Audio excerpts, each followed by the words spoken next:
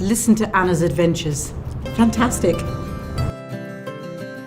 So when you think about the description of yourself, there's this lady and she's got 3 children, but she's freelance as well. She runs her own business. You'd think, oh my God, how does she do that? That's amazing. There you are, doing it, being it, and you never think anything of it. Look at someone else describing you.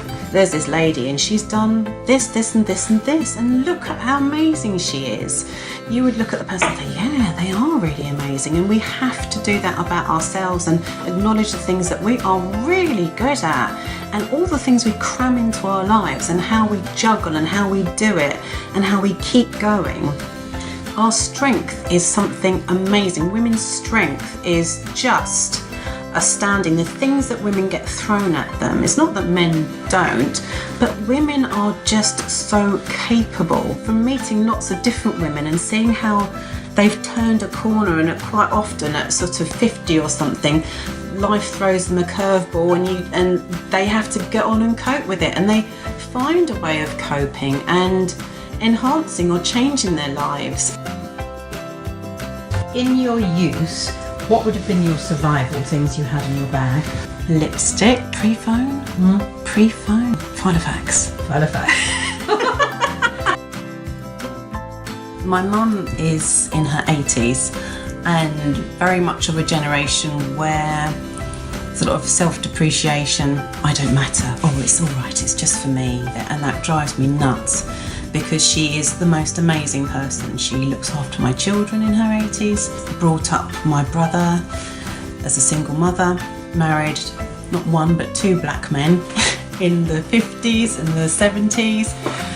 And she must have been through a right old time of it at some points in her life, but still she says, don't worry, it's just me, it's just for me. And she writes poetry, wonderful poetry, and she still puts herself down and says it's not good enough, or why would anyone want to read it, and oh I don't think so. Why do you think that is? I think with her it's a little bit of self-protection. She says it before someone else says it. But do you not think that's to do with the generation of women wouldn't do that now?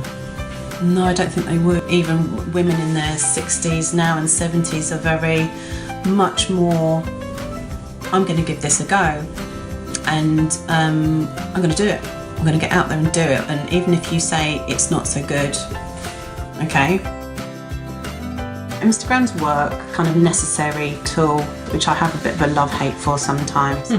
Facebook keeps me in touch with friends and family that I don't normally get to see. WhatsApp, it's really lovely because I have a book club, and so they're on that exercise one. We've got the Burpee Lovers book club. It initially started out with some mums from my children's school. Again, I wanted to be pushed a little bit intellectually into reading books that I might not normally read, but it's also so much fun. It's we do talk about the book. What does the app do? What does the WhatsApp do? Well, the WhatsApp, we always have another meeting lined up and who's going to host it, but then there'll be little things that will pop up. People who've read the book and say, oh, it's really good, or not enjoying this book, or it's a bit of a struggle. But so, you couldn't do it when you don't have time in your work life. Yeah.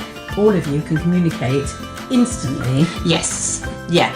And the same with the Burpee Lovers. One of the mums from the school became a personal trainer, and she said to, whoever wants to go training on a Tuesday or a Friday, and they are so supportive. She set up WhatsApp sites that we could encourage each other, and they are so encouraging. Then there's also sort of some of the mums go off and do running, and they do marathons and things. There's a lot of encouragement for that, because that takes real mental strength to do long distance running. So we're all really supportive.